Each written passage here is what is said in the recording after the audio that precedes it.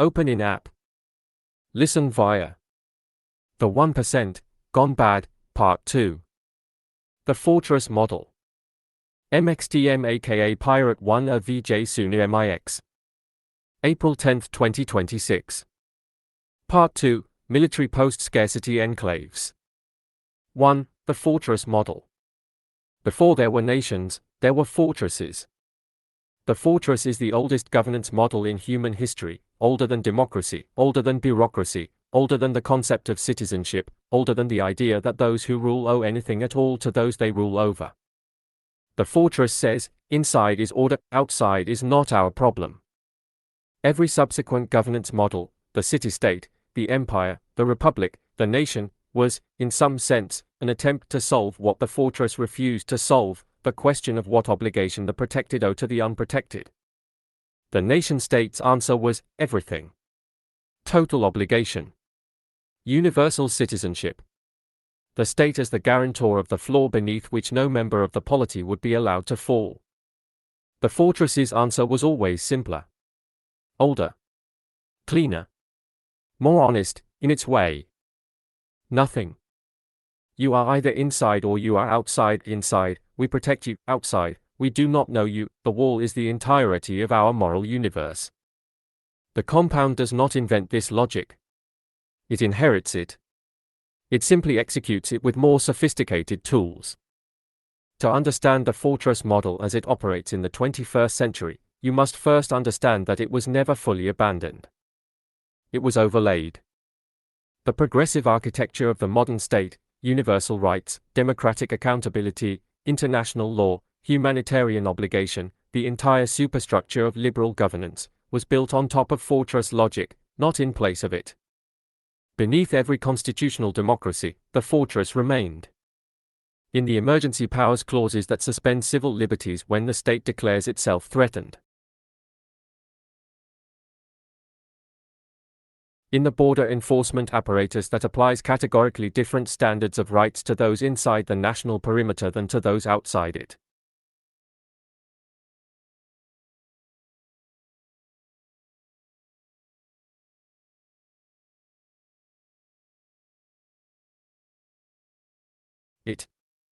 In the nuclear deterrence doctrines that rest, when traced to their operational core, on the willingness to end human civilization rather than surrender the enclosure.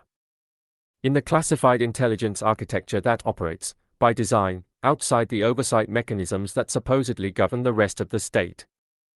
The fortress was always there. The liberal overlay made it uncomfortable to acknowledge. The current era is removing the discomfort. Not by destroying the overlay, the language of rights and democracy and humanitarian concern remains, will likely always remain, because it is useful for managing relations with the outside from a position of superiority. But by making the fortress, once again, the operative logic. The thing that actually organizes decisions when decisions need to be made. The fortress model, as contemporary governance form, has three distinct instantiations, each representing a different answer to the same foundational question. Who is the fortress built to protect, and from whom? The first instantiation is the military state fortress, a national government that has reorganized the entirety of its political and economic architecture around regime preservation, the continuity of the ruling structure as the primary function of all state systems. North Korea is the most complete expression of this model currently operational. The Islamic Revolutionary Guard Corps within Iran is another. The internal security architecture of Belarus, of Eritrea, of Turkmenistan, each a variation on the same underlying grammar. The second instantiation is the party military fortress, a nominally civilian governance structure in which the military and the governing party have achieved such complete institutional fusion that the distinction between party interest and national interest is, at the operational level, meaningless.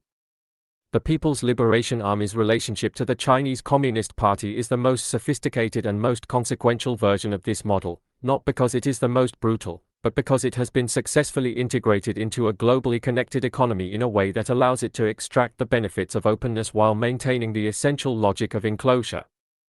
The third instantiation is the private military fortress, the emerging form, the one this book is most concerned with, in which the fortress logic is deployed not by a state but by a private governance architecture using military-grade technology to maintain a perimeter around a self-selected, self-governing, self-sufficient enclave. Each instantiation illuminates a different dimension of the fortress model. Together, they constitute a grammar of enclosure whose vocabulary is becoming the dominant political language of the 21st century. Begin with the purest case. North Korea is not, despite its consistent framing in Western analysis, a failure. This requires careful unpacking, because the suffering of its population is real, the material deprivation is severe, and the moral horror of the system is not in question. But horror and failure are not the same thing. North Korea, evaluated on its own terms, on the terms of the system's actual stated purpose, which is the preservation of the Kim regime across time and against all external pressure, is a remarkable success. 3 generations of the same family have maintained absolute political control over a heavily sanctioned, geographically constrained, technologically limited state against the sustained opposition of the world's most powerful military alliance for over 70 years. No democratic government in the world has maintained political continuity for a comparable period. The fortress works. For the people inside the fortress. For the ruling structure the fortress was built to protect. What it costs the population outside the fortress, the population that lives within the national border but outside the actual protected enclosure of the ruling structure, is, by the system's logic, irrelevant. The population is not the protected party. The population is the resource. Fed enough to work. Controlled enough to not revolt. Ideologically managed enough to redirect grievance toward the external enemy rather than the internal enclosure. This is not aberration. This is the fortress model operating at full fidelity. The specific mechanisms of the North Korean fortress are worth examining not as curiosities but as a technology of enclosure, a set of solutions to the engineering problem of how do you maintain a perimeter indefinitely against both external pressure and internal resistance. Nuclear deterrence as perimeter seal. The nuclear program is not, as Western analysis habitually frames it, a bargaining chip or a security guarantee in the conventional sense. It is a perimeter technology. It converts the physical border of the state into a boundary that no external power can cross without consequences that exceed the value of what would be gained by crossing. The perimeter is not maintained by the strength of the conventional military. It is maintained by the credibility of the threat to make the crossing catastrophic for the crosser. The compound learns from this, the perimeter need not be strong everywhere. It need only make the cost of penetration exceed any rational calculation of benefit. Conventional military force is one way to do this. It is not the only way.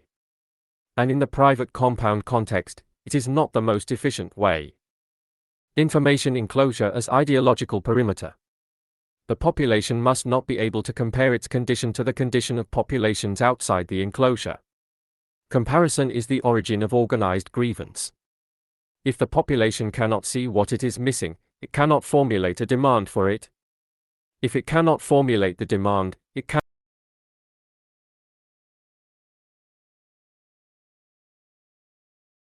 cannot organize around the demand. If it cannot organize, it cannot threaten the perimeter.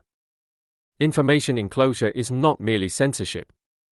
It is the construction of a complete alternative epistemic environment, a self-referential system of meaning in which the enclosure's legitimacy is not argued for but assumed, not proven but made unthinkable to question. The Juche ideology is not believed by most North Koreans in the literal sense. It does not need to be believed. It needs to make the act of public disbelief too costly to perform.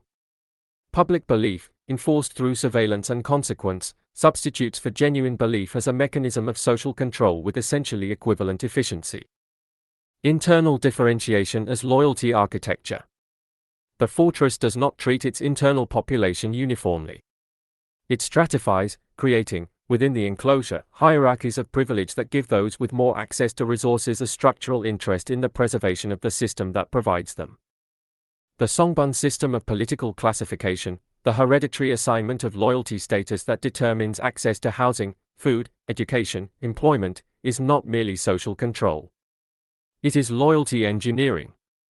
It creates a class of people whose material advantage depends directly on the continuation of the ruling structure and who therefore become, structurally, an internal enforcement layer more reliable and more pervasive than any external security apparatus could be. The compound will not use the Songbun system by name. But it will, in various forms, solve the same problem. How do you create, within the enclosure, a population whose interest is aligned with the perimeter rather than with those outside it? The answer is always the same: give them something to lose that exists only inside the wall. The People's Liberation Army represents a different solution to the same foundational problem, and a more sophisticated one, because it solves it without the inefficiency of full enclosure. The PLA is not merely China's military.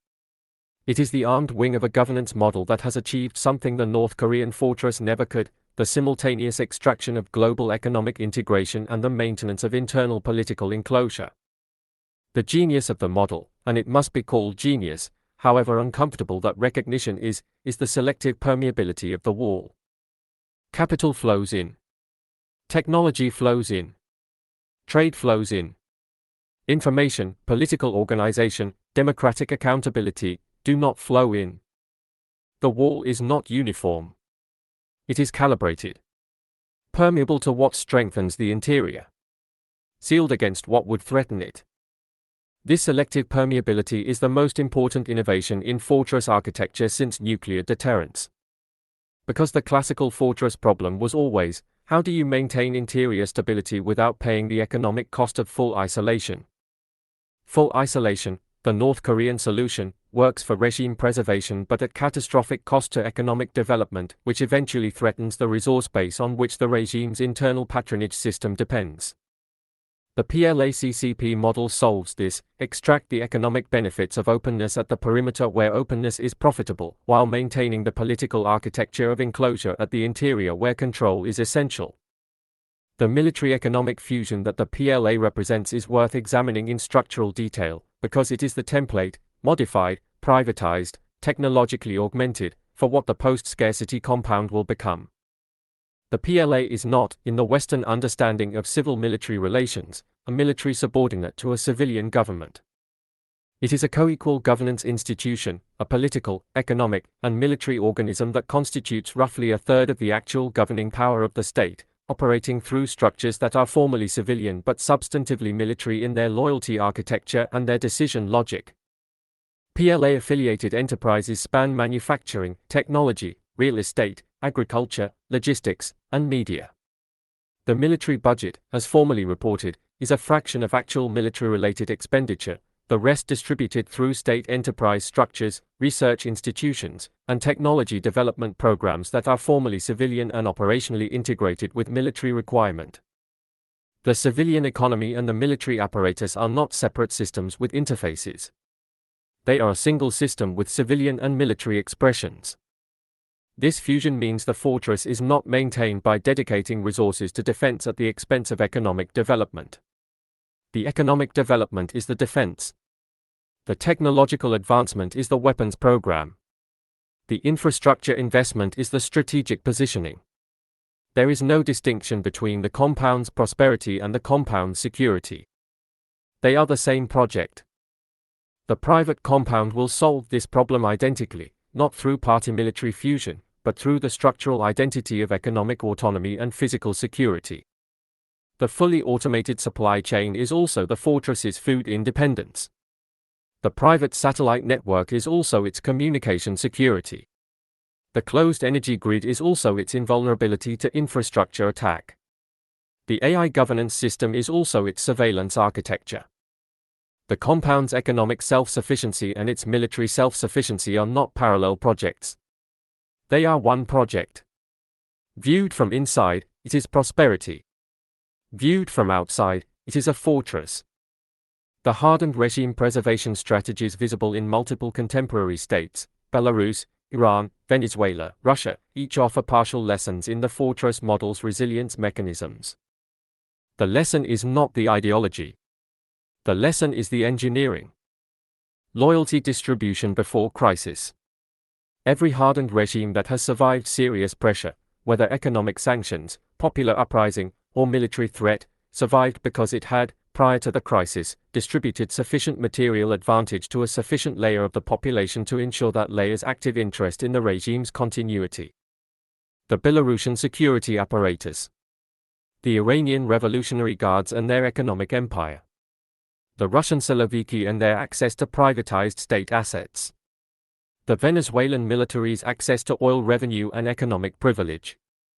The moment of crisis is too late to build loyalty. Loyalty must be purchased in advance, with structural benefits that disappear if the structure falls. Information management as first-line defense. Without exception, every hardened regime's first response to internal pressure is information management, the control of the narrative environment in which the population interprets its own condition. Not simply censorship. Active construction of alternative attribution, the redirection of grievance toward external enemies, internal traitors, foreign interference, and away from the structural decisions of the governing enclosure. The compound will face the same pressure from its outside population. Its information management capacity, its ability to shape how the outside understands its own condition, will be among its most critical security investments. Not because the compound fears the truth. Because the compound understands that truth, in the absence of action capacity, is not a threat.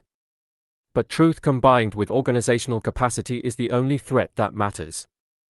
The compound will therefore invest equally in containing both the truth about what it is and the organizational capacity of those outside to act on it. Economic self-sufficiency as sanction resistance. The most important tactical lesson from sanctioned regimes is that external economic pressure fails against any enclosure that has achieved genuine internal self-sufficiency in food, energy, and security. North Korea has been under comprehensive international sanctions for decades. The regime has not fallen. The reason is not the nuclear deterrent alone, though that is essential. It is that the governing structure's essential functions do not depend on international economic integration to continue operating. The population suffers. The governing structure does not. Because the governing structure is a compound within the country, provisioned separately, maintained separately, secured separately from the general population it nominally governs. The enclave within the state is the model for the state within the world. The fortress within the nation prefigures the compound beyond the nation. The logic is identical at every scale. The private military post-scarcity enclave does not replicate these models directly. It learns from them. It extracts the engineering principles from their political contexts and redeploys them stripped of ideology, stripped of nationalism, stripped of the historical contingencies that make each case specific, retaining only the structural logic that has proven durable across all of them. From North Korea, the perimeter as absolute, the population as stratified resource, deterrence as the essential technology of boundary maintenance. From the PLACCP model, selective permeability, economic military fusion, the identity of prosperity and security. From hardened regime preservation, loyalty architecture, information management, the necessity of self-sufficiency as the foundation of all other resilience. These principles, extracted from their state contexts and implemented through private governance architecture, with post-scarcity technology enabling the self-sufficiency that previously required an entire state economy to approximate. This is the fortress model in its contemporary, post-national, post-scarcity expression. Not a state that happens to be militarized. A compound that was militarized from the beginning, because the architects understood that self-sufficiency without defense is simply a well-stocked target. The fortress model carries within it a permanent irony that its architects are rarely willing to examine. The fortress is built against threats. But the fortress, by its existence, generates the threats it was built against. The act of enclosure, the act of taking the resources required to provision everyone and using them instead to provision the few, creates, outside the perimeter, the conditions of desperation and exclusion that make the perimeter necessary. The wall makes the threat real. The threat justifies the wall. The wall escalates the threat. The escalating threat demands a higher wall. This is not a paradox that the fortress model resolves. It is a dynamic the fortress model depends on. Because a fortress without a credible external threat is simply an expensive building. The enclave needs the abandoned majority to remain threatening enough to justify the military investment that sustains the perimeter, but not organized enough to actually threaten it. Managing that specific tension, keeping the outside frightened and fragmented rather than calm and coherent, will be among the compound's central ongoing operations. Not because it is malicious. Because it is necessary. Because the wall requires an enemy the way the enemy requires the wall. The fortress is the oldest answer to the oldest question. The question is, who is us, and who is them? The nation tried to answer, everyone born here is us. The compound answers differently. The compound says, everyone we chose is us, and everyone we did not choose is, by definition, them. The wall does not create this distinction, the wall only makes it permanent, and permanence is what the fortress has always been for, not the resolution of the question but its architectural inscription in stone or steel or. The electromagnetic perimeter of a private satellite network ringing the enclave at orbital altitude, visible to no one on the ground, owned by no government, answering to nothing but the governing logic of those inside. 2. AI-directed defense perimeters. The perimeter has always been the compound's primary text. Everything the compound believes about itself, everything it believes about those outside itself, is written in the design of its boundary. The height of the wall. The spacing of the watchtowers. The arc of the searchlights. The rules of engagement at the gate. Read the perimeter and you read the compound's theology, its theory of threat, its theory of value, its theory of who deserves to exist inside the circle of protection and who does not. Prior perimeters were human systems. Human guards with human attention spans, human loyalties, human fears, human capacity for bribery and empathy and error.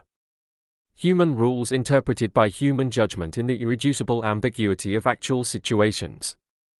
The human perimeter had gaps. Not just physical gaps, moral gaps. Moments where the guard looked away. Moments where the rule bent under the pressure of a specific face, a specific story, a specific child at the wire. The AI-directed defense perimeter closes the moral gaps. Not because it is cruel. Because it is consistent. Cruelty requires a subject who enjoys the suffering of others. The AI perimeter has no such subject. It has parameters. It has thresholds. It has optimization targets. An optimization, applied to perimeter security, is more total than cruelty ever managed to be. To understand what an AI-directed defense perimeter actually is, strip away the science fiction first. It is not a single system. It is not a robot army in the cinematic sense, autonomous machines marching in formation along the walls. It is a layered architecture of sensing, analysis, decision, and response, each layer operating faster than human cognition, each layer feeding the next, the whole system functioning as a continuous, self-adjusting, self-improving envelope of awareness and response around the compound's physical and digital boundaries. The layers are these. Sensing. Distributed sensor networks operating across multiple modalities, acoustic, thermal, optical, seismic, electromagnetic, chemical. Each sensor continuously feeding data to the analysis layer. Coverage without gaps. Attention without fatigue. The perimeter does not sleep. It does not get bored. It does not miss a shift. It does not fail to notice the movement in the peripheral vision that a human guard, 3 hours into a night watch, would have registered as noise and dismissed. The sensing layer notices everything. Simultaneously. Without hierarchy of attention. Without the cognitive filtering that human perception requires to function. The result is a perimeter that is more aware of what is happening at its boundary than any human system has ever been, not because the sensors are magical but because awareness, sustained and total and unfatigued, is what sensors do when they are not constrained by the limits of biological attention. Analysis. The data from the sensing layer flows continuously into analytical systems trained on vast libraries of threat profiles, movement patterns, behavioral signatures, historical incursion data, and the real-time intelligence generated by the compound's extended surveillance architecture, the systems that monitor the outside not just at the wall but deep into the surrounding territory, tracking the conditions and movements and organizational patterns of the populations that constitute the potential threat. Analysis distinguishes signal from noise. It identifies the anomalous from the normal. It classifies threat or non-threat, high probability or low, immediate or emergent. But analysis, in a sophisticated AI-directed system, does not merely classify the present. It models the future. It asks not only, what is happening at the perimeter right now? It asks, given what is happening now, what is most likely to happen in the next 6 minutes, the next 6 hours, the next 6 days? Predictive threat modeling, the anticipation of incursion before it becomes incursion, is the analytical layer's most consequential function. Because the most efficient perimeter defense is the one that acts before the threat materializes. Before the approach becomes an attempt. Before the attempt becomes a breach. Before the breach becomes a crisis. Prevention is cheaper than response. Anticipation is cheaper than prevention. And an AI system that models threat trajectories with sufficient accuracy can reduce the cost of perimeter defense to a fraction of what human-operated systems require, while simultaneously increasing its coverage, its consistency, and its lethality. Decision.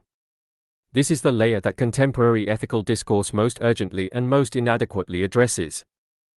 The decision layer is where the analysis translates into action recommendation, where the classification of a threat becomes a proposed response, ranging from heightened surveillance through non-lethal deterrence through graduated physical response to the authorized use of lethal force. The question that every AI-directed defense system eventually confronts, and that the compound's architects have confronted earlier than regulators, earlier than ethicists, earlier than democratic accountability mechanisms, is, who decides? In current military doctrine, lethal force decisions require a human in the loop. A human must authorize the action. The AI recommends, the human approves. This is the current position. It is not a stable position. It is not stable because the speed asymmetry between AI analysis and human cognition means that, in a genuine high-tempo security situation, the human in the loop is not actually deciding. The human is ratifying, approving, in fractions of a second, a recommendation that the system has already prepared, based on analysis the human cannot independently verify, in a time window too short for genuine deliberation. The human is present. The human is not, in any meaningful sense, in control. The honest version of this system removes the pretense of human decision and acknowledges what the architecture already is, an autonomous system that acts, with human presence serving as legal and ethical cover rather than actual constraint. The compound, operating outside the regulatory frameworks that still nominally govern state military systems, will simply complete the logic that state military systems are already enacting without completing. It will authorize the AI to decide. Not because it is reckless. Because it is honest about what the architecture already does, and because speed, at the perimeter, is the margin between security and breach. Response. The response layer is where the decision becomes physical action. Automated non-lethal deterrence systems, acoustic barriers, directed energy, electromagnetic disruption, deployed in graduated escalation against approach, calibrated to the threat profile, adjusted in real time based on the approaching party's response to prior deterrence. Autonomous physical intervention systems, ground-based, aerial, and subterranean platforms capable of reaching any point on the perimeter faster than any human response team could be deployed. Lethal force systems, the capability that the compound will not advertise, will not acknowledge in public documentation, will manage through layers of legal architecture that distribute accountability so thoroughly that no single decision maker can be identified, but which will exist, because a perimeter that cannot ultimately enforce itself is not a perimeter. It is a suggestion. The AI-directed perimeter is not merely a military system. It is a governance system. This distinction is essential and consistently missed in discussions that treat autonomous defense technology as a military procurement question rather than as a political philosophy enacted in hardware. The perimeter determines who enters. Not a human guard making a judgment call. An algorithm applying parameters set by the compound's governing architecture, parameters that encode, in operational terms, the compound's theory of human value. On what basis? Not law, in the public sense. Not rights, in the constitutional sense. The compound's own classification system, its own taxonomy of who constitutes a threat, who constitutes a resource, who constitutes an irrelevance, and who constitutes an obstacle to be removed from the perimeter zone. With what consequences for refusal? Not negotiation. Not legal process. Graduated force, authorized by systems that cannot be sued, directed by algorithms that cannot be cross-examined, recorded in logs that may or may not be accessible to any oversight body with any meaningful authority to act on what they find. The AI-directed perimeter is a constitution, encoded in sensor architecture and decision trees rather than in parchment and precedent, but a constitution nonetheless, in the sense that it is the foundational rule set that determines who is protected and who is not, who has recourse and who does not, what the governed owe the governing and what the governing owes the governed. The answer the perimeter constitution gives to that last question is consistent across every instantiation of the model. The governing owes the governed exactly what the parameters specify. No more. No adjustment for individual circumstance. No exception for human complexity. No appeal. The precedents for AI-directed perimeter defense are not speculative. They are operational. Consider the architecture of modern border enforcement, not at its most brutal visible expressions, which attract international attention and generate political pressure, but at its most sophisticated and least visible, the sensor networks, the predictive movement systems, the drone surveillance architectures that now constitute the actual infrastructure of border management in the world's most technologically advanced states.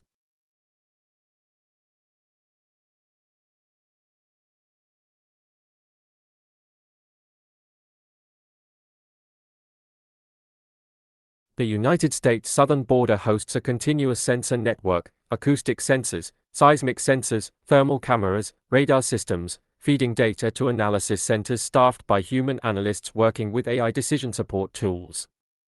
The Israeli border architecture along Gaza and the West Bank deploys automated threat detection systems with documented capacity for autonomous targeting recommendation. South Korea's DMZ incorporates autonomous weapons systems with self-activation capability under specified conditions. These are state systems, operating under at least nominal democratic oversight, subject to at least some degree of public accountability. They are the compound perimeter systems before the compound removes the democratic oversight. The technology is the same. The accountability architecture is what differs. And the compound's innovation is precisely the removal of the accountability architecture, not through stealth but through the construction of a governance structure in which there is no democratic public to whom accountability is owed. The compound does not circumvent oversight. It builds a jurisdiction in which oversight was never installed. The AI-directed perimeter has a specific relationship to distance that distinguishes it from all prior perimeter technologies. The physical wall is a line. It exists at a fixed point in space. It protects what is behind it. It does not project into the territory beyond it. The AI-directed perimeter is not a line. It is a volume. It extends outward from the physical boundary into the surrounding territory, through surveillance drones, through sensor networks placed in the external zone, through the monitoring of communication infrastructure in the surrounding region, through the analysis of social media and digital activity of populations within threat modeling range. Creating a deep perimeter zone in which the compound's analytical systems are actively mapping the threat environment long before any threat reaches the physical wall. The compound watches the outside from the inside. Continuously. At depth. Without the permission of those being watched. Without the accountability of those doing the watching. The perimeter does not begin at the wall. The perimeter begins wherever the compound sensors reach. And the compound sensors, given the technology available, reach very far. This has a specific implication that the architects of the AI-directed perimeter understand precisely and discuss rarely. The compound's security architecture requires the degradation of organizational capacity in the surrounding territory before threats reach the wall. It is not enough to stop threats at the perimeter. The optimal perimeter strategy identifies and disrupts potential threats while they are still in formation, while they are still ideas in the minds of organizing populations, before they have achieved the coordination and the material capacity to constitute an actual security challenge. The AI system that monitors the outside is not merely a surveillance system. It is a preemption system. It watches for the patterns that precede organized pressure, the communication networks that suggest coordination, the resource flows that suggest material preparation, the leadership structures that suggest strategic coherence. And the compound, with its capacity to operate in the territory around its perimeter through proxies, through economic leverage, through the disruption of infrastructure and communication. The compound does not wait for threats to mature. It gardens the outside, keeping it fragmented, keeping it disorganized, keeping it at the specific level of distress that is too consumed by immediate survival to sustain the long-duration strategic organization that constitutes the only genuine threat to the perimeter. The AI-directed perimeter produces a specific type of security that has no historical precedent. Call it asymptotic security, security that approaches totality without ever quite achieving it, improving continuously, the gap between current security and perfect security narrowing with each system generation, each data iteration, each refinement of the threat models. But never closing entirely, because the outside is also learning, also adapting, also using the same technological substrate, the same AI tools, the same sensor capabilities, the same analytical frameworks, that the compound uses to defend itself. The outside is not static terrain. It is an adaptive adversary. And this is the fundamental instability embedded in the AI-directed perimeter's apparent totality. The compound improves its defense continuously. The outside improves its pressure continuously. Both sides are running the same intelligence amplification. Both sides are modeling the other. The compound has more resources. The outside has more people. The compound has more sophisticated systems.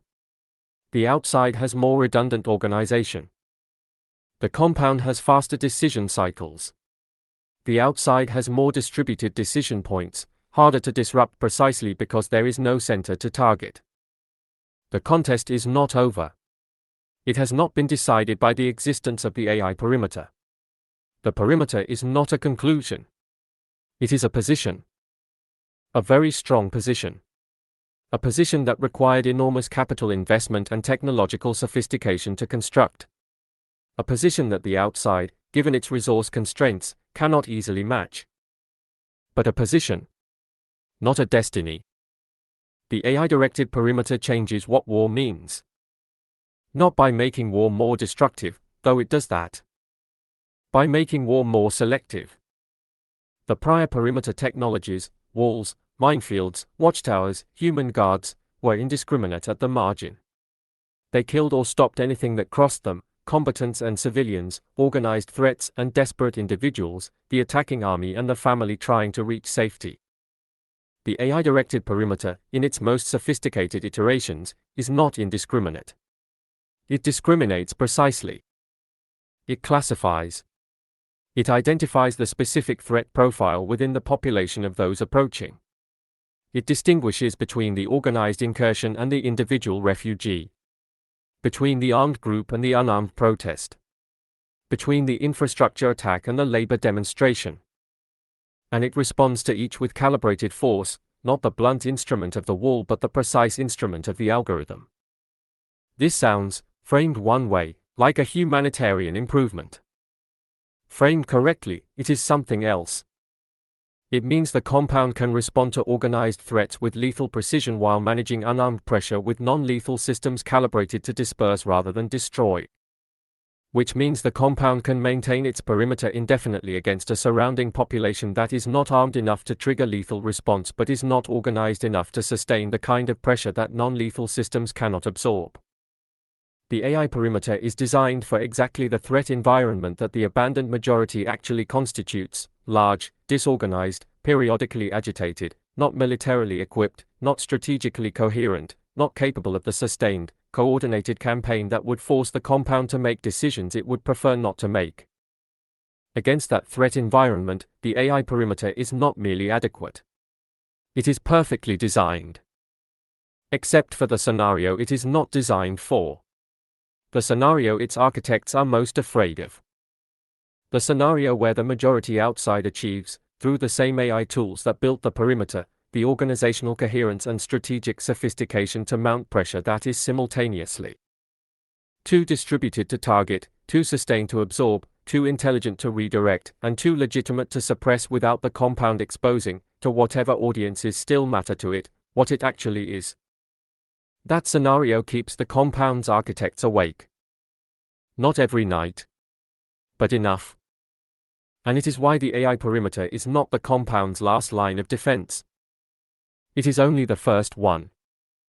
The perimeter does not protect the compound from the outside. This is the lie the wall tells most convincingly. The perimeter protects the compound from the knowledge of the outside, from having to see, at close range and in full resolution, what the enclosure cost, what the abandonment produced, what the faces look like and the other side of the optimized sensor array, in the thermal imaging that shows them as heat signatures rather than as people.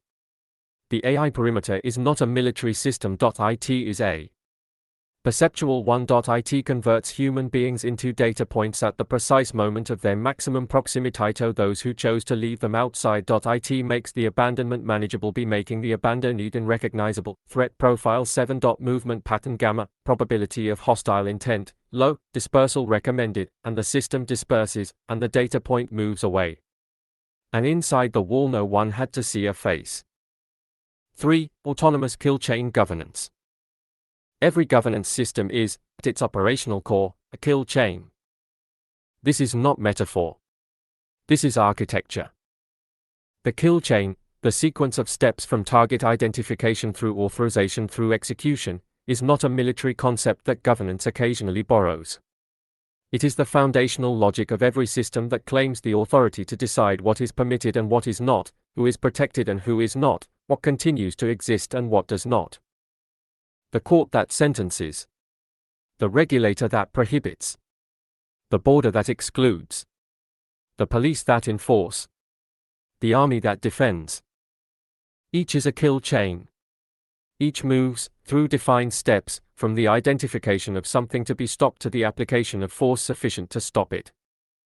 What changes across history is not the logic. It is the length of the chain. The number of steps between identification and execution. The number of humans in the loop. The number of points at which the chain can be interrupted by appeal, by review, by the intervention of a competing authority, by the simple human hesitation of someone asked to execute who finds, in the specific face of the specific case before them, reason to pause. Democratic governance lengthened the chain deliberately. Not to weaken governance, to legitimate it. The longer the chain, the more points of review, the more opportunities for the identified party to contest their identification, to challenge the authority doing the identifying, to insert into the process the irreducible complexity of their actual circumstances against the necessarily simplified categories of the system classifying them. Length is accountability made structural. Length is the system's admission that it might be wrong. The compound shortens the chain. Not all at once. Not with announcement. Step by step, removing each point of human review on the grounds of speed, on the grounds of efficiency, on the grounds that the human in that particular loop was not adding judgment so much as latency, not adding wisdom so much as delay, not protecting rights so much as creating exploitable gaps in the compound security architecture. The autonomous kill chain is not the removal of governance. It is the completion of a governance logic that democracy always interrupted before it could reach its natural conclusion. The kill chain, in its classical military articulation, has 6 links. Find. Fix. Track. Target. Engage. Assess. Find, locate the presence of something designated as a threat. Fix, confirm its location with sufficient precision to act. Track, maintain continuous awareness of its position and trajectory. Target, select the specific action to be taken. Engage, execute the action. Assess, evaluate the outcome and feed it back into the next cycle. In conventional military operations, humans occupy multiple nodes of this chain, particularly at target and engage, the points at which the chain moves from information to action, from analysis to force. The doctrine of human control over lethal force was built into military law and military ethics as a structural requirement at precisely these nodes, on the theory that the decision to apply lethal force required a human moral agent who could be held responsible for the decision, who brought to it something that automated systems could not, judgment in the presence of ambiguity, the capacity to recognize the edge case, the exception, the misclassification, the situation in which the target is not what the system says it is. The doctrine assumed the human added something. The autonomous kill chain is built on a different assumption, that in a sufficient proportion of cases, the human adds nothing except time, and that time, at the operational tempo of modern conflict, is the one resource the compound cannot afford to spend on the luxury of moral deliberation. The argument for autonomous kill chain governance is not made primarily by soldiers. It is made primarily by engineers. And the engineering argument is, on its own terms, coherent. The speed argument. Modern threat environments operate at machine speed. A cyber intrusion moves through a network faster than a human analyst can identify it. A drone swarm approaches a perimeter faster than a human command structure can process the alert, convene the authorization, and transmit the engagement order. A coordinated attack on multiple perimeter nodes simultaneously exceeds the bandwidth of any human command structure to respond to in the time the response requires. The human in the loop is not protecting anything at machine speed. The human in the loop is simply the reason the response arrives too late. The consistency argument. Human decision makers are inconsistent. They make different decisions in the same situation depending on fatigue, on emotion, on the specific face of the specific case, on what happened to them personally in the hour before the decision. Inconsistency at the engagement node is not a feature of human judgment. It is a vulnerability. It creates exploitable patterns. Adversaries learn when the human guard is most fatigued, most emotionally compromised, most susceptible to the specific appeal that bends the rule in the specific direction they require. The autonomous system is consistent. It applies the same parameters to the same situation regardless of the time of day, the emotional state of the operator, or the specific appeal of the specific case. Consistency, in this argument, is not cruelty. It is fairness, the same rule applied without favoritism. The scale argument. Human decision-making scales poorly. A human command structure that can authorize 10 engagements per hour cannot authorize 10,000 per hour by hiring more humans. The cognitive bottleneck is architectural, not numerical. An autonomous system scales horizontally. 10,000 simultaneous decisions cost no more time than 10. The system does not degrade under volume. It does not prioritize incorrectly because it is overwhelmed. It processes each case with identical attention and identical speed regardless of how many cases there are.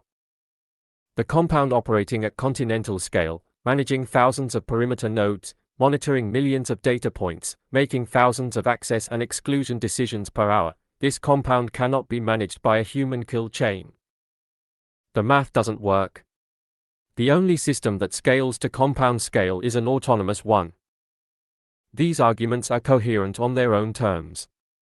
They are also the engineering surface beneath which something else is happening, something that the engineering language is specifically designed not to name. The autonomous kill chain does not merely solve an efficiency problem. It solves a responsibility problem. In a human-operated kill chain, someone decided. Someone identified. Someone authorized. Someone executed. Those someones can be named, can be called to account, can be prosecuted, in principle, for the decision they made if that decision is found to have violated any applicable rule. The applicable rules may be weak. The accountability mechanisms may be captured. The prosecution may never happen. But the structure of responsibility exists. The someone is there.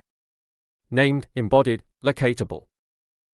In an autonomous kill chain, no one decided. The system decided. And the system is not a legal person. The system cannot be prosecuted. The system cannot be summoned before a court. The system does not have assets that can be seized, reputation that can be destroyed, a freedom that can be taken. The system's designers can claim they did not authorize the specific decision, only the parameters within which decisions are made. The parameters were set by a committee. The committee acted on recommendations from a working group. The working group implemented specifications approved by a board. The board was operating within a legal framework drafted by council. Council was interpreting regulations that no longer clearly apply. Responsibility distributes into the architecture until it disappears. The autonomous kill chain is not just efficient. It is the most effective accountability elimination technology ever deployed in the history of governance. The compound does not implement autonomous kill chain governance as a single policy decision.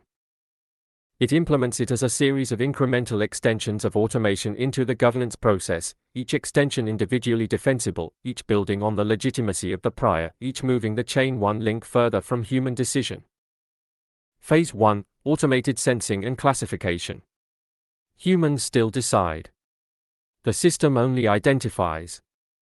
Threat or non-threat. High confidence or low. Immediate or deferred. The human reviews the classification and authorizes the response. This phase is unremarkable. It is already the architecture of every security system that processes more data than humans can directly monitor. Nothing controversial here. Phase 2: Automated response recommendation. The system now not only classifies but recommends. Here is the threat. Here is the recommended response. The human approves. The human's role has shifted from decision maker to reviewer. The system leads. The human follows or overrides. Studies consistently show that human reviewers override automated recommendations at rates below 15%, falling toward 5% as system accuracy improves. The human is still present. The human is approving at a rate that makes the approval ceremonial. Phase 3: Tiered autonomy with human review of exceptions. Routine cases are handled autonomously. Only flagged cases, those outside defined parameters, escalate to human review. As the system improves and the parameters tighten, fewer cases fall outside them. Human review handles the edge. The center is autonomous.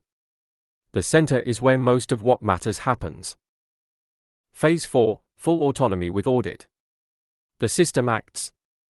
Humans review the log afterward. Post hoc audit rather than pre-authorization. The review is real, it does happen, the logs are examined, anomalies are investigated. But the review is of decisions already taken, outcomes already produced, force already applied. The audit does not protect the subject of the decision. It protects the compound's institutional record, its ability to demonstrate, to whatever oversight still exists, that a review process exists. Phase 5: Full autonomy with proprietary audit. The review is conducted by the compound's own systems. The audit is internal. The methodology is proprietary. The results are reported by the compound itself to the compound's own governance structures. External oversight, at this phase, cannot technically access the data required to conduct an independent review. The system is, effectively, autonomous and unaccountable. This is not a hypothetical sequence. It is the documented trajectory of automated systems in every domain where they have been deployed: financial markets, content moderation, credit assessment, predictive policing, each following the same arc from human decision to human review to human audit to the audit of systems by themselves. The compound does not invent this trajectory. It simply runs it to completion in the domain where completion is most consequential, the domain of physical force. Autonomous kill chain governance is not limited to physical security. The kill chain logic, find, fix, track, target, engage, assess, applies to every governance function that involves the application of force to produce compliance. And governance, at its operational core, is always about producing compliance. The autonomous kill chain for economic exclusion, find the individual or entity failing to meet the compound's productivity parameters. Fix their economic profile, their asset position, their contribution metrics, their dependency relationships. Track their trajectory, is the underperformance improving, stable, deteriorating?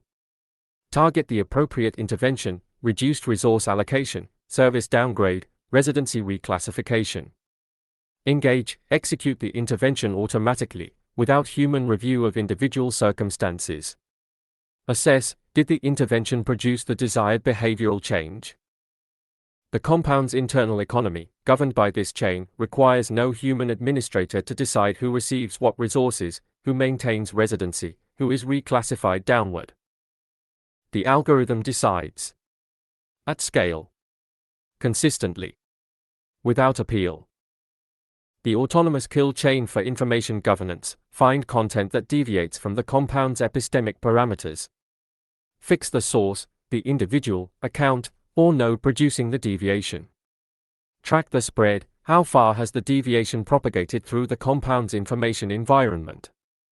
Target the intervention, source suppression, content removal, network quarantine, individual reclassification as epistemic threat. Engage, execute the intervention. Assess, has the deviation been contained? No editorial board. No free speech deliberation. No human review of the specific case. The parameters define permitted discourse. The system enforces the parameters. The parameters are set by the compound's governing architecture. The governing architecture is not democratically accountable. The autonomous kill chain for residency governance. Find individuals whose value metrics fall below the compound's entry threshold. Fix their profile, skills, productivity, social contribution, loyalty indicators. Track their trajectory. Target the classification, resident, provisional resident, exit candidate. Engage, initiate exit procedures. Assess, was the population quality improved by the removal? The compound curates itself continuously. Not through the messy, contested, legally constrained processes by which democratic states manage citizenship, but through automated population quality management, running continuously, classifying continuously, removing continuously, the compound's human composition treated as an optimization problem rather than a political community. The deepest consequence of autonomous kill chain governance is not the violence it enables. Violence, however terrible, is at least legible. It has a location, a time, a body. It can be witnessed, documented, attributed. It can generate the outrage that motivates political response. The deepest consequence is the violence it replaces, the soft, continuous, invisible violence of algorithmic classification and automated exclusion that never produces a body, never generates a visible event, never gives the outrage a specific object to attach to. The person who is classified as a residency risk and gradually loses access to services until the discomfort of remaining becomes greater than the fear of leaving. They were not expelled. They chose to leave. The algorithm created the conditions of the choice. But the choice was theirs. The person whose economic contribution metrics fall below threshold and whose resource allocation diminishes quarter by quarter until they cannot maintain the standard required for their residency classification, they were not evicted. The system simply responded to their performance. Their performance was their own. The person whose communication patterns are flagged as epistemically deviant and who finds, gradually, that their access to the compound's information networks narrows, their social connections become harder to maintain, their professional opportunities diminish, they were not silenced. They simply found that the compound's environment no longer suited them. The kill chain governs through the creation of conditions. It applies force to the environment of choice rather than to the person. It engineers departure rather than executing expulsion. And because the force is applied to conditions rather than persons, it is invisible as force.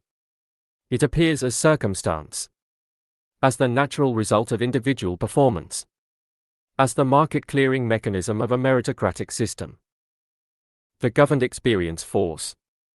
The system records performance management. There is a concept in systems engineering called failure mode, the specific way a system breaks when it breaks. Every complex system has failure modes.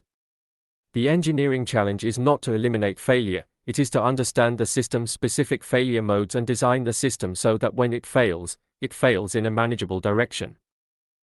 The autonomous kill chain has a failure mode that its architects understand and do not discuss publicly. The failure mode is this: the parameters are wrong. Not subtly wrong. Not wrong at the margins.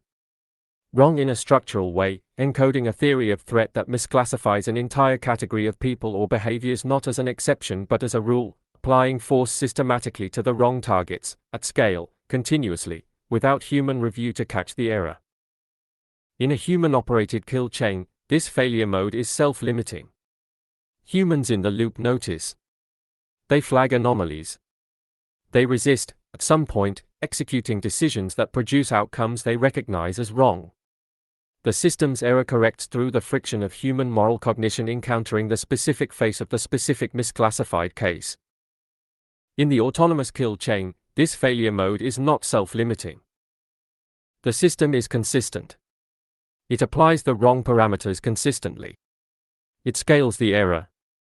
It produces the wrong outcome 10,000 times with the same confidence it would produce the right outcome, because confidence is not a measure of accuracy. It is a measure of the system's internal coherence, its fidelity to its own parameters. A deeply wrong parameter, consistently applied at scale, is the worst possible governance failure, because it is invisible from inside the system and irreversible without dismantling the system entirely. The compound's architects know this. They invest heavily in parameter validation. They build internal audit systems. They conduct red team exercises. But the parameters are set by the compound's governing architecture. And the compound's governing architecture reflects the interests and the worldview of those who built it. The parameters will be coherent. They will be internally validated. They will be consistently applied. And they will encode, in the mathematical precision of optimization functions and classification thresholds, exactly the values and exactly the theory of human worth of the people who wrote them. Without amendment, without democratic revision, without the corrective pressure of those most affected by the classification having any mechanism to contest the parameters that govern them. Autonomous kill chain governance produces a specific political subject that prior governance systems did not produce. Prior governance systems, however unjust, produce subjects who could be wronged. Wronged in the legal sense, their case could be made. Their specific situation could be described. The decision that harmed them could be identified, the decision maker located, the authority questioned. Even in the most authoritarian systems, the subject of governance was a subject, a being whose treatment could be evaluated against a standard, whose wrongful treatment could, in principle, constitute a violation. The subject of autonomous kill chain governance is not wronged. They are processed. Processing does not wrong. Processing classifies. Classification is not a decision that can be contested, it is the output of a system whose parameters were set lawfully, within the compound's own legal architecture, by those with the authority to set them.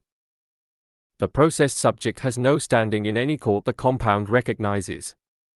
No claim in any language the compound's governance systems understand. No appeal to any authority that has jurisdiction over the compound's parameters. They are not wronged. They are classified. And the classification is the governance. And the governance is the kill chain. And the kill chain has already moved to the next case. The kill chain does not hate, this is what makes it new. Every prior system of organized exclusion, every prior architecture of who lives and who does not, who belongs and who is removed, was run by someone who, at the moment of decision, felt something: contempt, fear, disgust, ideology, duty, something human, something that could, in principle, be appealed to, something that could change, something that could, on a specific day, in the presence of a specific face, hesitate. The autonomous kill chain feels nothing. It processes. It classifies. It engages. It assesses. It moves to the next case. The absence of hatred is not mercy. It is the removal of the last interface through which the governed could reach the governing hatred, at least, acknowledge the existence of the one being hated. The kill chain does not acknowledge. It does not see a person at the node. It sees a data structure, and data structures do not have faces that make the system pause. The system does not pause. 4. Robotics instead of population. The oldest constraint on power was not morality. It was bodies. You needed bodies to plant the field. Bodies to build the wall. Bodies to row the galley. Bodies to march in formation toward other bodies. Bodies to operate the machinery, extract the ore, pour the metal, assemble the weapon that would be carried by other bodies into other territories where more bodies waited. Power required population. Not as abstraction. As operational necessity. The pharaoh with 10,000 slaves could build what the pharaoh with 100 could not. The emperor with 1,000,000 soldiers could hold what the emperor with 10,000 could not. The industrialist with a factory of 10,000 workers could produce what the artisan with 10 could not. Population was the multiplier. The thing that converted the ambition of the few into the reality of the many. The thing that made the vision of the powerful physically achievable in a world where physics still required hands. Every governing structure in human history has been organized, at some level, around the management of this dependency. The need for bodies. The need to recruit them, feed them, control them, motivate them, replace them when they failed, prevent them from organizing around the recognition of their own indispensability. Slavery. Feudalism. Wage labor. Conscription. These are not merely moral categories. They are solutions to the same engineering problem. How do you extract from bodies the work you need while preventing those bodies from leveraging their indispensability into power that competes with yours? Every answer ever given to that question was provisional. Every answer contained within it the seed of the next rebellion, the next reorganization, the next renegotiation of the terms under which bodies would consent to be used. The provisional answer that the powerful have always wanted but never had is now available. The answer is, don't use bodies. Robotics is not, in its deepest political consequence, a labor technology. It is a sovereignty technology. The distinction is essential and almost never made in discussions of automation social impact, which focus relentlessly on the labor question: who loses jobs, which sectors are disrupted, what retraining is required, what welfare systems must adapt, while missing the governance question entirely. The governance question is not, what happens to workers when robots replace them? The governance question is, what happens to power when power no longer needs workers? These are not the same question. The first is a question about distribution, about how the economic surplus generated by automation is allocated across the population. The second is a question about structure, about what changes in the relationship between governing and governed when the governing no longer depends on the governed for the physical execution of its essential functions. The labor question has answers. Complicated, politically contested answers, but answers within the existing framework: universal basic income, shorter work weeks, retraining programs, new taxes on automated production, redistribution mechanisms. The sovereignty question has a different kind of answer. An architectural answer. A physical answer. An answer that is not a policy but a compound.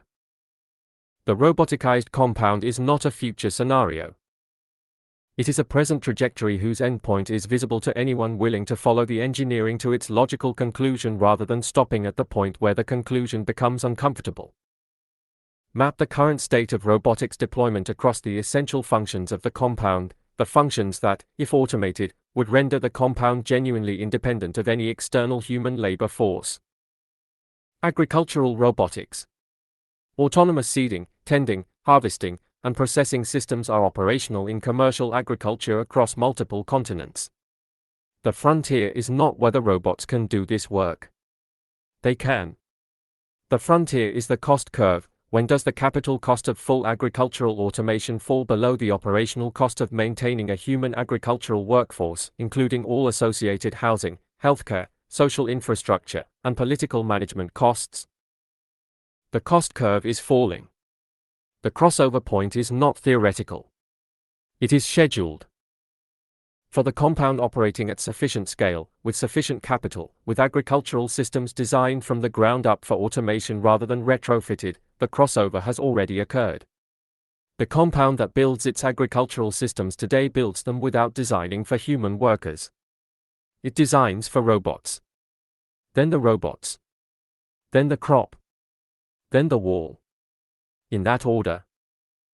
Manufacturing robotics. The compound needs to produce, internally, the goods required to maintain its essential functions: maintenance components, replacement parts, tools, clothing, medical equipment, construction materials. Flexible robotic manufacturing, systems capable of producing a wide variety of outputs from digital designs without human supervision, is the enabling technology.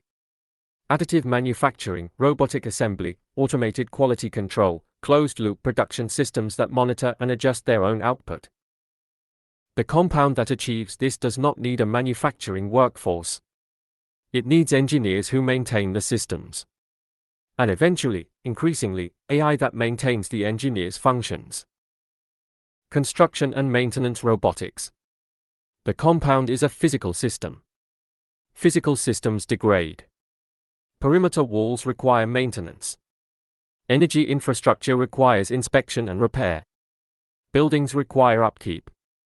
Agricultural systems require physical attention. In a human-dependent compound, this maintenance workforce is a permanent dependency, people who must be fed, housed, paid, managed, motivated, prevented from organizing, given a sufficient stake in the system's continuation to maintain the loyalty required for access to the physical infrastructure they maintain. In a roboticized compound, maintenance is a systems management problem. Autonomous inspection drones. Robotic repair platforms. Self-diagnosing infrastructure that identifies and initiates correction of its own degradation. The maintenance workforce shrinks to the small technical layer required to manage the management systems, and that layer is selected, monitored, and compensable in ways that a large maintenance workforce is not.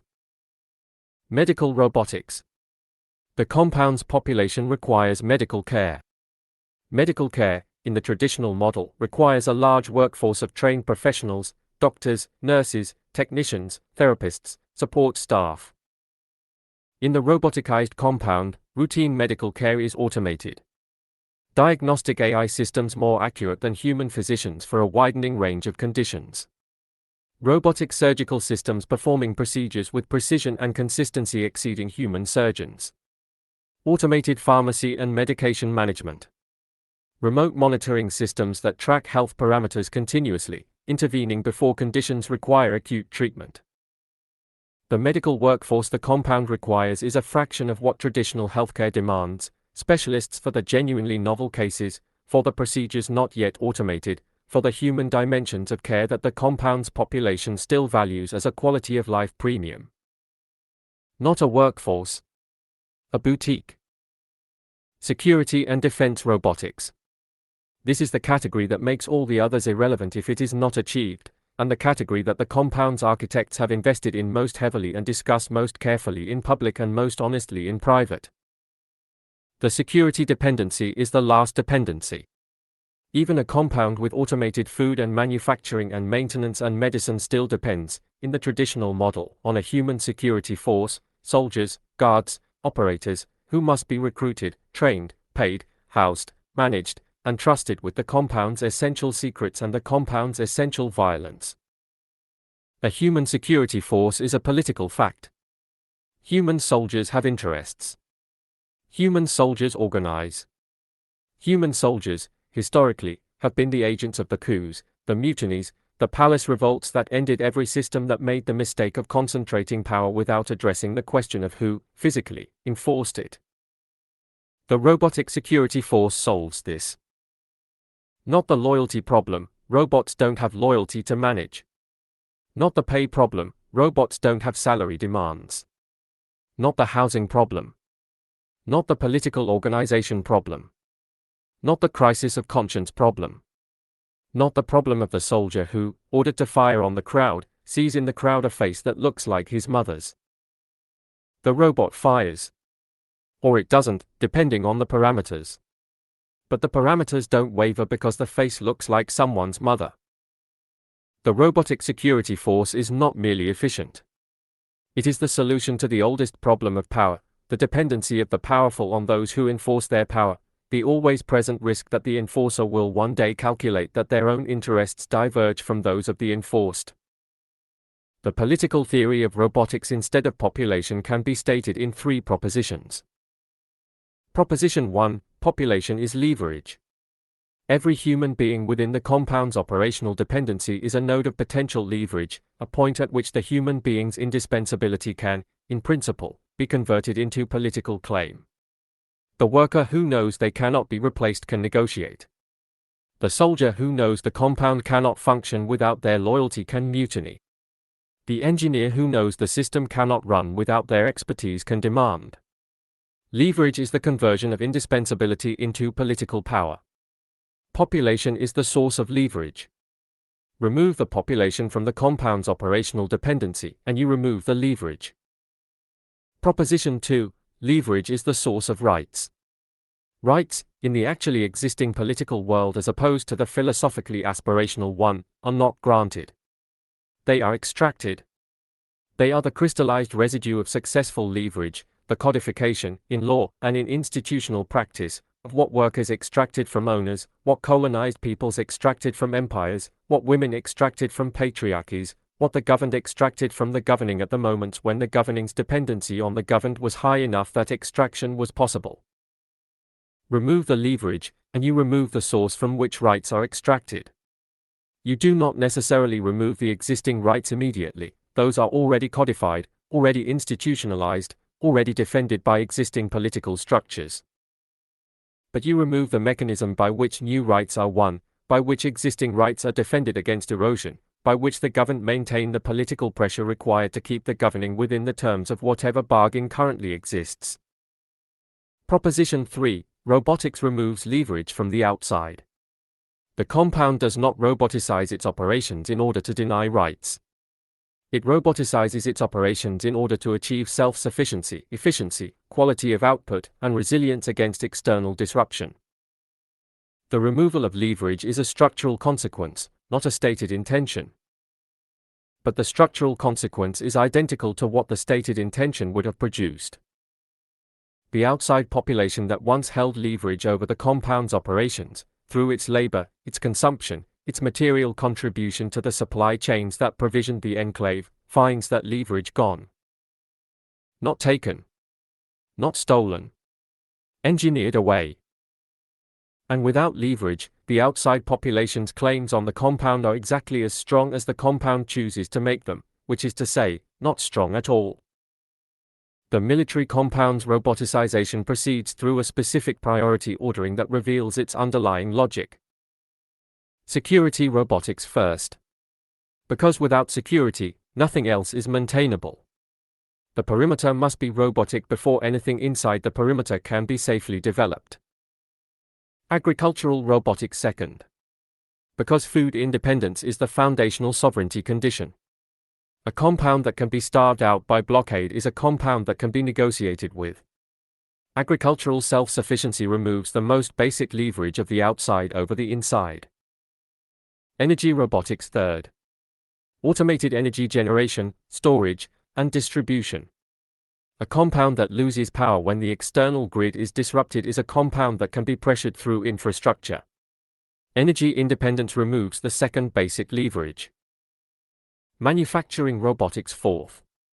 Because the compound that can produce what it needs without importing from outside is a compound that cannot be sanctioned into compliance. Medical robotics fifth. Because the compound whose medical system depends on external supply chains, for pharmaceuticals, for equipment, for specialist knowledge, retains a vulnerability that can be exploited through blockade. Communications robotics sixth. The automated satellite and network infrastructure that ensures the compound's internal communications and its selective external communications cannot be disrupted by any external actor's control of terrestrial communications infrastructure. Each stage of roboticization removes one more leverage point. Each leverage point removed is one more argument that the outside cannot make to the inside. By the time the sequence is complete, the compound has no operational dependency on any external population or external system. The outside can offer nothing. The outside can threaten nothing. The outside can only exist, in its fragmented, resource-contested, leverage-depleted condition, as the environment the compound monitors from behind its robotic perimeter with its robotic surveillance systems assessed by its AI analytical layer as low threat, stable, manageable. There is a specific human category the fully roboticized compound still requires. Call it the design class. The small population of engineers, architects, system designers, and governance theorists whose function is not to operate the systems but to conceive and improve them. The robot that farms does not design the next generation of farming robot. The autonomous security system does not redesign its own parameters. The AI governance system does not write its own constitutional architecture. Somewhere in the loop, humans are still required, not to do the work but to decide what the work should be, how it should be organized, what values should be encoded in the systems that execute it. This is the design class. It is small. It is, by definition, the highest value human population from the compound's perspective, the one human function that automation has not yet internalized. The design class lives inside the compound. It is compensated at the highest level the compound offers. It is given the most complete version of the compound's protections, the best longevity medicine, the most sophisticated augmentation, the most extensive access to the compound's internal resources. And it is, structurally, the compound's most critical political problem. Because the design class knows how the systems work. All of them. The security systems. The governance systems. The agricultural systems. The medical systems. The communications systems. The design class is the only population that retains, by virtue of its function, the knowledge of how to disrupt the compound from inside. The compound solves this the way all prior systems with a critical specialist class have solved it. Extreme compensation, extreme monitoring, extreme social integration, ensuring the design class has children inside the compound, parents inside the compound, relationships inside the compound, a complete life inside the compound that would be forfeit if the compound's continuity were threatened. Give them everything. Make everything contingent on loyalty. The design class is not imprisoned. It is invested. An investment, as every prior ruling structure has discovered, is more reliable than chains, right up until the moment it isn't. The outside, stripped of leverage, does not simply accept its condition. This is the part of the robotics instead of population calculus that the compound's models consistently underweight, not because the models are unsophisticated, but because the variable being underweighted is one that optimization functions are structurally unable to correctly value. Human creativity under constraint. Every prior system that eliminated leverage through the denial of indispensability encountered the same phenomenon. The population whose leverage was removed found new forms of leverage that the removing system had not anticipated, precisely because the anticipation would have required the imagining of solutions that didn't yet exist. The enslaved population that had no leverage as individual workers found leverage as collective actors. The strike, the work slowdown, the organized refusal, the coordinated disruption of the system that was more costly to the system than the cost of the workers' original demands. The colonized population with no military leverage found leverage through economic disruption, international solidarity, the delegitimization of the colonial structure in the eyes of the populations whose cooperation the empire required. The digitally monitored population with no communication privacy found leverage through encryption, through decentralized networks, through communication architectures that the monitoring system could surveil but not decipher. In each case, the powerful removed one form of leverage. In each case, the population invented another. In each case, the new leverage was not anticipated because it was genuinely new, a creative response to constraint that constraint itself generated. The roboticized compound removes labor leverage. It removes consumption leverage. It removes supply chain leverage. It removes security workforce loyalty leverage. What it cannot remove, because removal would require predicting what has not yet been invented, is the leverage of the unexpected. The creative response to the total system. The solution that the system's own completeness makes visible, because total systems have total failure modes, and total failure modes, once understood, become total vulnerabilities. The compound knows this. It does not know what it means.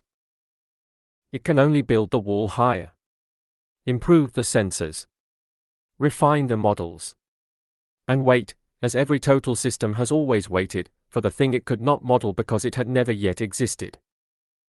There is something that robotics cannot replace that the compound has not yet fully reckoned with. Not labor. Not security.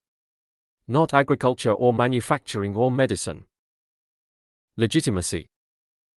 Every prior governance system, however brutal, however extractive, however asymmetric, derived some portion of its stability from the belief of the governed that the governing had some right to govern.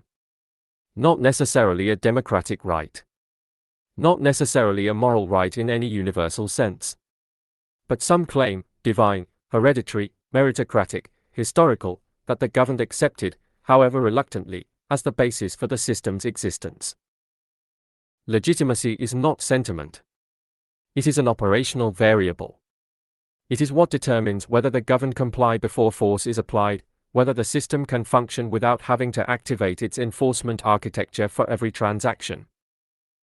A system that requires constant activation of enforcement to maintain compliance is a system spending most of its resources on its own perpetuation. It is a system that cannot invest in anything else because everything is security cost. The roboticized compound solves the enforcement problem. It can activate enforcement at any scale, for any duration, without the cost of human security forces. But it does not solve the legitimacy problem. It eliminates the need to solve it. Which is not the same thing. A compound that does not need legitimacy because it does not need the governed to comply voluntarily, because compliance is enforced automatically, continuously, by systems that do not require cooperation, is a compound that has traded the efficiency of legitimacy for the blunt sufficiency of total enforcement. It works. As a governance solution, it works.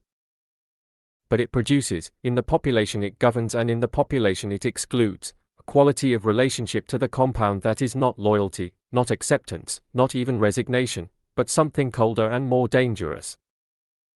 Pure strategic calculation. The governed comply because the cost of non-compliance exceeds the cost of compliance. The outside tolerates the compound because the cost of challenging it currently exceeds the available capacity to do so. No one believes in the compound. No one is loyal to it in any sense that would survive a change in the cost calculation. The compound has replaced legitimacy with enforcement. Enforcement holds the compound together. But enforcement requires the systems to function. And systems, however sophisticated, however redundant, however well maintained by the design class, fail. And on the day a system fails, there is no legitimacy underneath it to hold the structure up. There is only the calculation. And the calculation, on that day, may resolve differently.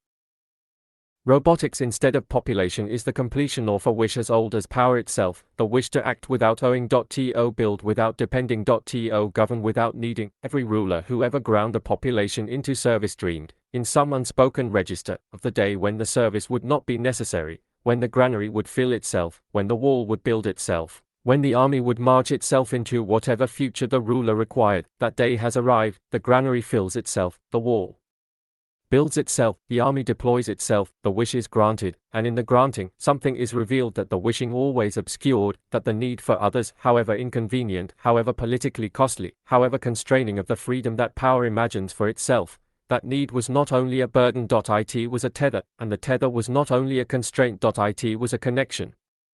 And the connection was not only an obligation. It was the thing that made the powerful part of the same world as everyone else. The robot severs the tether, the compound floats free, and floating free, discovers that freedom from ever iron is indistinguishable, at sufficient distance, from being alone. 5. Sovereignty without citizens. Sovereignty, in the theory that built the modern world, was a relationship. Not a possession. Not a property right. Not a quality that hid in a territory or a ruling structure independently of anything else. A relationship. Between the governing and the governed. Between the authority that claimed the right to rule and the population whose acceptance, however coerced, however manufactured, however asymmetrically extracted, gave that claim its operative force. The sovereign needed subjects not only to rule over but to rule through. The king's army was composed of the king's subjects. The emperor's granaries were filled by the emperor's peasants. The republic's laws were enforced by the republic's citizens who believed, in sufficient numbers, that the laws were theirs. Sovereignty, in every prior instantiation, was a two-term equation. Remove either term and the equation does not produce sovereignty. It produces something else, occupation, perhaps, or administration, or the temporary dominance of force over territory, but not sovereignty, which requires the recursive legitimation of the ruled accepting the rule and the rule organizing the ruled in a loop that sustains itself across time. The compound breaks this equation. Not by altering the terms. By eliminating one of them. Sovereignty without citizens is not a paradox within the prior theory. It is the supersession of the prior theory, the emergence of a governance form for which the prior theory has no category, no language, no framework of either legitimation or critique. It is the genuinely new thing. And genuinely new things are always most dangerous in the interval before they are named. To understand sovereignty without citizens, you must first understand what citizens were for. Not in the normative sense, not what citizenship meant to those who held it, what rights it conferred, what identity it constituted. In the functional sense. What citizens did for the sovereignty that claimed them. Citizens provided labor. The physical execution of the sovereign's essential functions. Building, farming, manufacturing, administering, fighting. The conversion of sovereign intention into physical reality. Citizens provided revenue. The tax base from which the sovereign financed the apparatus of governance, the military, the administration, the infrastructure, the social systems required to maintain the population's sufficient cooperation with the sovereign's continued existence. Citizens provided legitimacy.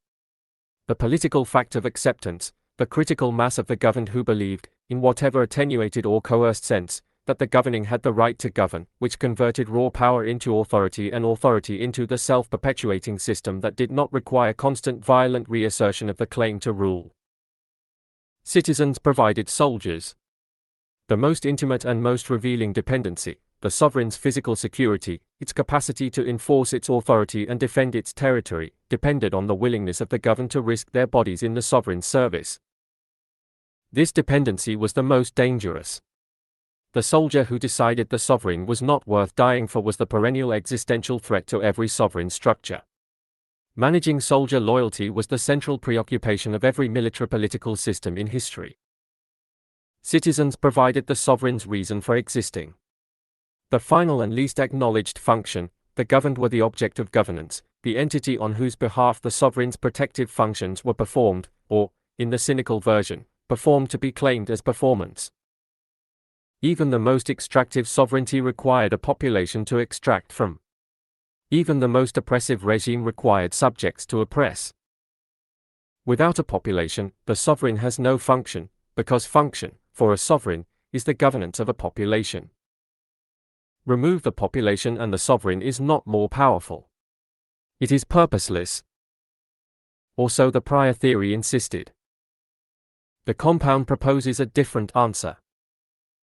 The compound sovereignty does not require citizens. It requires inhabitants. The distinction is precise and consequential. Citizens are, by definition, the source of sovereignty, the constituency from whose acceptance authority derives, whose rights the sovereign is constituted to protect, whose interests the sovereign is obligated, in some sense, to serve. The citizen has standing. The citizen has claim.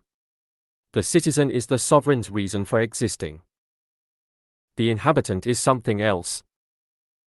The inhabitant is a resident of the compound's territory whose presence is conditional on the compound's assessment of their value to the compound's functioning, and whose continued presence is maintained or terminated based on that assessment's ongoing results. The inhabitant has no standing derived from birth or identity. The inhabitant has no claim derived from membership in a political community. The inhabitant has a contract, explicit or encoded in the compound's governance parameters, that specifies what they contribute and what they receive, what they are permitted and what they are prohibited, under what conditions they remain and under what conditions they are removed. The inhabitant is not a constituent. The inhabitant is a participant in a managed environment, selected for participation, retained based on performance, subject to the compound's governance not because the compound derives its authority from them but because the compound controls the territory they inhabit and has the technical capacity to enforce its control without requiring their agreement. This is not citizenship with reduced rights. It is a categorically different relationship between person and governance structure, one for which the language of rights and citizenship is simply inapplicable, because that language was built for the two-term equation and the compound has moved to a different equation entirely. How does a governance structure maintain sovereignty without the legitimation of a citizenry? The prior theory said it couldn't. The prior theory was reasoning from a world in which the essential functions of governance required population to execute, in which the sovereign's dependency on the governed was so structural, so physical, so unavoidable that legitimation was not optional.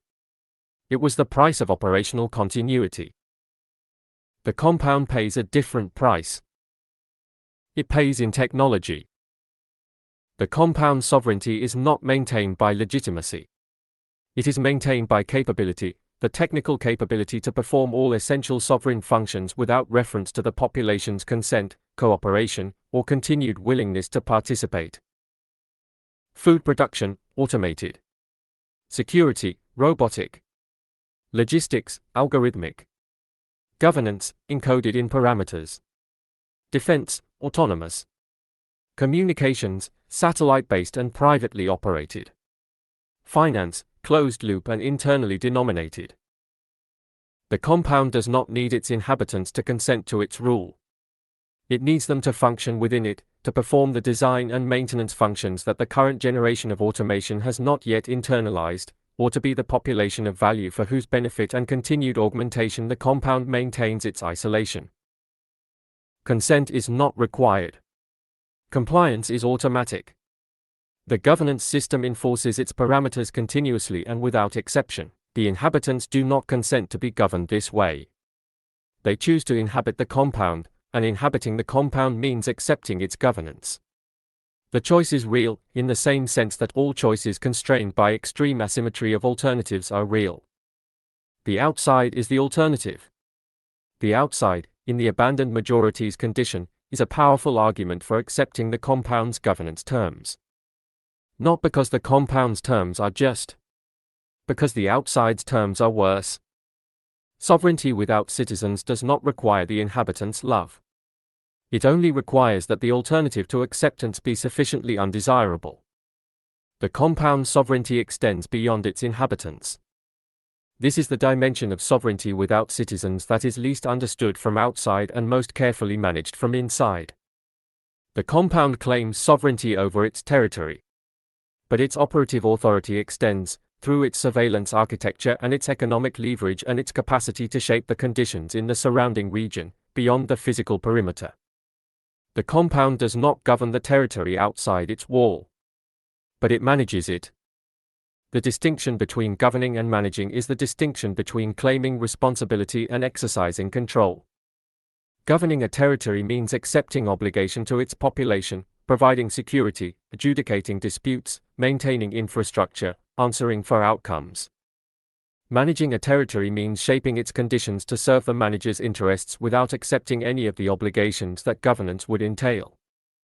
The compound manages the surrounding territory by controlling what flows in and out of it: capital, technology, information, supply chains. By monitoring its population continuously through the compound surveillance architecture. By supporting or destabilizing political structures in the region based on their alignment with the compound's security interests. By deploying economic leverage to ensure the surrounding region remains insufficiently organized to constitute a threat and sufficiently dependent to remain manageable. It governs no one outside the perimeter. It manages everyone within range.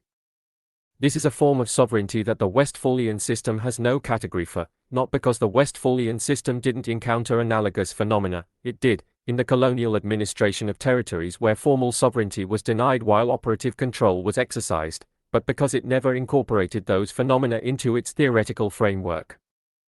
The compound is the colonial administration with no metropole to report to, no imperial project to justify it, and no pretense of eventual incorporation of the managed territory into a shared political community.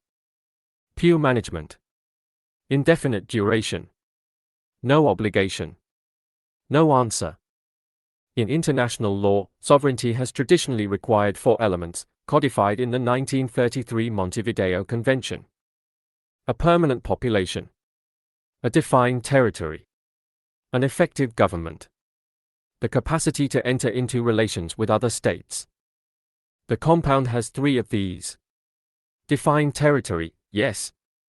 Effective government, yes, of a kind unprecedented in its technical completeness. capacity to enter into relations, yes, through the private diplomatic architecture the compound maintains with other compounds and with sympathetic state structures. Permanent population, this is the element that strains. The compound has inhabitants. But inhabitants whose presence is conditional, selected, retained, and removed by the compound's governance parameters, are not, in the Montevideo sense, a permanent population. They are a managed population. Permanent by the compound's election, not by the inhabitants' inherent claim. The compound resolves this by making the distinction irrelevant. International law, as it currently exists, requires state recognition for its enforcement mechanisms to function. State recognition requires the diplomatic apparatus of the existing Westphalian system. The compound does not seek recognition in the Westphalian system. It does not apply for UN membership. It does not submit to the jurisdiction of the International Court of Justice. It does not ratify treaties it doesn't write. The compound's sovereignty is not claimed within the existing legal order. It is asserted outside it, through the technical fact of territorial control, through the diplomatic relationships it maintains with other compounds and with the governments most dependent on its economic integration, through the simple operational reality that it controls what happens inside its perimeter and no external authority has the capacity to alter that control by force. Sovereignty, at the operational level, has always been less about legal recognition and more about the ability to maintain control against all challenges. The compound maintains control against all challenges. The legal question of whether this constitutes sovereignty is decided, in the end, not by legal scholars but by whether anyone can successfully challenge it. So far, no one can. What does governance look like when it is not constituted by or for a citizenry? What does the compound's internal political life, if political life is even the right phrase, actually consist of? The compound has a governing structure. It is small. It is not elected. It is not hereditary in the literal sense, though dynastic tendencies emerge in any closed system that rewards loyalty across generations. It is appointed, not in the democratic sense of appointment by a principal to whom the appointee is accountable, but in the technical sense. The governing structure consists of those whose combination of capital contribution, technical expertise, and demonstrated loyalty to the compound's continuity has resulted in their inclusion in the decision-making layer. The governing structure does not govern in the political sense. It does not deliberate competing visions of the good. It does not manage the tensions between different constituencies with different interests and different claims. The compound's inhabitants are selected to minimize such tensions. They are selected for cognitive compatibility, for value alignment with the compound's operating parameters, for the specific combination of skills and dispositions that makes them functional rather than problematic within the compound's social architecture. The governance function, in such an environment, is not political in the traditional sense.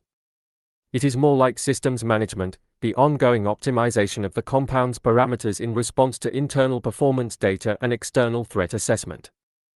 Problems are not political problems, competing interests requiring negotiated resolution. They are systems problems, suboptimal outputs requiring parameter adjustment. The governing structure does not hold power over the inhabitants in the way a state holds power over its citizens, through legitimated authority, through the management of competing interests, through the ongoing negotiation of the social contract. It holds power over the inhabitants the way an operating system holds power over the processes running on it, through the simple architectural fact that everything the inhabitants do happens within the system the governing structure maintains, and the system can, at any time, suspend any process that produces outputs incompatible with its parameters. This is not tyranny in the historical sense. Tyranny is a deviation from a legitimate order, the ruler who exceeds the proper scope of their authority, who violates the compact that legitimates their rule. The compound has no compact. There is nothing to violate. There is only the system and the parameters and the inhabitants who function within them. The governing structure is not a tyrant. It is an administrator. The administrator of a very sophisticated, very well-provisioned, very well-defended managed environment. The compound's relationship with other compounds constitutes the emergent international order of the sovereignty without citizens world. Compounds do not form a League of Nations. They do not build common institutions accountable to a common public. There is no common public. They form something older. Something that predates the nation-state and is now re-emerging in post-national form. A system of relations between sovereign entities based not on shared law but on shared interest, mutual recognition of respective sovereignty, bilateral agreements on trade and security, and the always present background condition of mutual deterrence, the understanding that each compound's capacity for damaging the other creates an incentive for managed coexistence over destructive conflict. This is the feudal system. Not metaphorically. Structurally. The high medieval period organized political life around a network of sovereign entities, lord, baron, duke, king, each controlling territory, each maintaining military capacity, each entering into bilateral relations of alliance and vassalage and competition without reference to any universal sovereign whose authority superseded theirs. The nation-state superseded this system by establishing the principle of territorial sovereignty and building international institutions that recognized and managed relations between territorial sovereigns. The compound system is superseding the nation-state system by the same mechanism, establishing a new type of sovereign entity, non-territorial in its mobility, non-citizen in its population logic, non-democratic in its governance architecture, and building, between such entities, the bilateral relationships that constitute order in the absence of universal institutions. The new feudalism does not have lords and vassals in the medieval sense. It has compounds and managed territories. It has perimeters and buffer zones. It has resource corridors controlled by private sovereign entities. It has bilateral security agreements between enclave structures. It has, emerging gradually, the diplomatic practices and the conflict resolution mechanisms that any system of sovereign entities requires to maintain sufficient stability to not destroy itself. It is not chaos. It is order. A new order. Unlegitimated by any democratic process. Unaccountable to any population. Organized entirely around the interests of the sovereign entities themselves, the compounds, and those inside them. There is a philosophical tradition, running from Hobbes through Locke through Rousseau through Rawls, that grounds political legitimacy in the consent of the governed. Different versions of this tradition offer different accounts of what consent means, how it is given, under what conditions it is valid, what it obligates the governing toward the governed. But all versions share the foundational premise, that governance requires justification to those it governs, that power, to be legitimate, must be accountable to those over whom it is exercised. The compound rejects this premise. Not through argument. Through construction. The compound does not argue that its governance is legitimate. It does not engage with the philosophical tradition that would demand justification. It builds a system in which the demand for justification cannot be effectively made, in which there is no citizenry to make the demand, no democratic institution to receive it, no accountability mechanism to process it, no enforcement architecture to act on it. The compound does not win the argument about legitimacy. It makes the argument irrelevant. This is a more complete victory than winning any argument. Arguments can be continued. Philosophers can respond. New generations can reopen closed questions. But a system built to make a question irrelevant does not need to answer the question. It simply functions. And its functioning is its answer. The answer is, we do not require your legitimation. We require only our own continuity, and our continuity does not depend on you. Sovereignty without citizens is the political form that emerges when technology completes what power has always wanted. The elimination of dependency on the governed as the source of governing capacity. Every prior sovereignty was constrained by this dependency. Every prior sovereignty had to negotiate, at some level, with the population it claimed. Every prior sovereignty was vulnerable to the leverage that dependency created. Sovereignty without citizens is sovereignty unconstrained. Not unconstrained in the sense of unlimited violence, the compound is not interested in conquest. Unconstrained in the sense of unaccountable, the compound has no constituency to account to, no legitimating public whose judgment matters, no democratic mechanism through which the governed can alter the terms of their governance. This is what the powerful have always wanted and never, fully, achieved. The fortress that is truly impregnable. The court with no right of appeal. The rule with no recall. The authority that owes nothing to those beneath it because those beneath it are not citizens but inhabitants. Selected, managed, retained, or removed at the sovereign's discretion. And the sovereign's discretion answers to nothing but itself. Here is what sovereignty without citizens produces over time, in any system that achieves it. First, perfection of the interior. Without the messy politics of managing competing citizen interests, without the friction of democratic deliberation, without the constraints of rights that citizens hold against the state, the compound can optimize its internal environment to a degree no democratic polity ever achieved. Clean. Efficient. High-functioning. A genuinely beautiful system, on its own terms, for those inside it. Then, calcification. The governing structure, accountable to no one, optimizes for its own continuity. The parameters that served the compound's founding generation become entrenched, not through conspiracy but through the structural conservatism of any unchallenged system.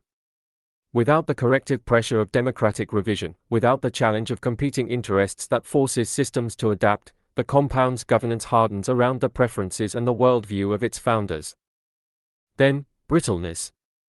The perfect system that cannot be challenged from inside and has no mechanism for self-correction becomes exquisitely fragile to challenges from outside, challenges that are, by definition, outside its models, outside its parameters, outside the range of threats its governing structure anticipated when it wrote the rules that have not been revised since.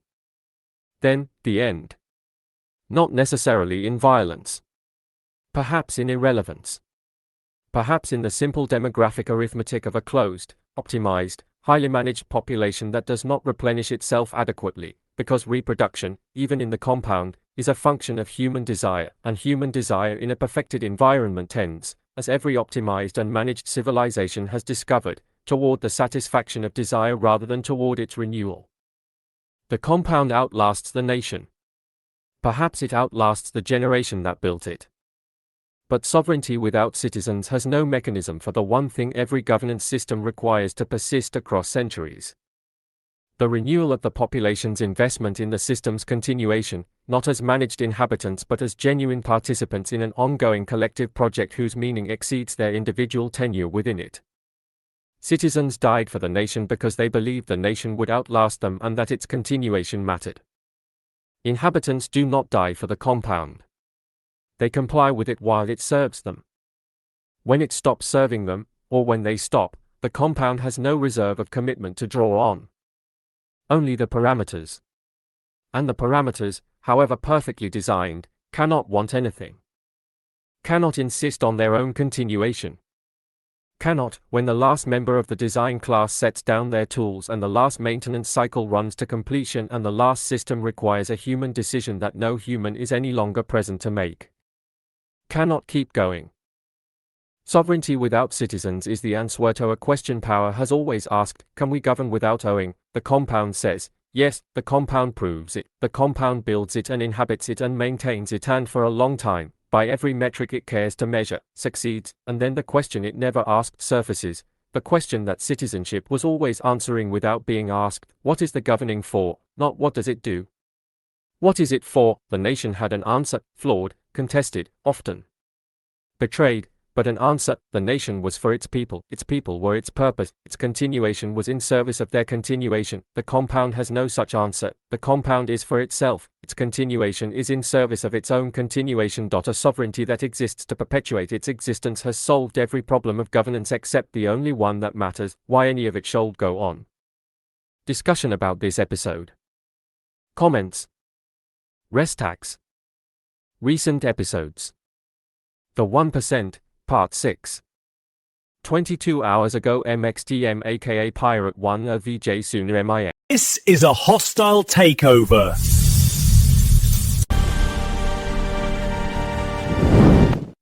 Receipts, not rhetoric.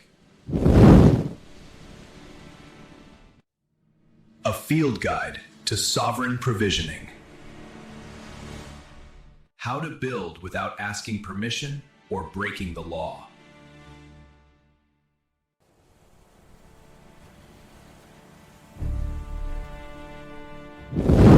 By Pirate First for MXTM's newsletter.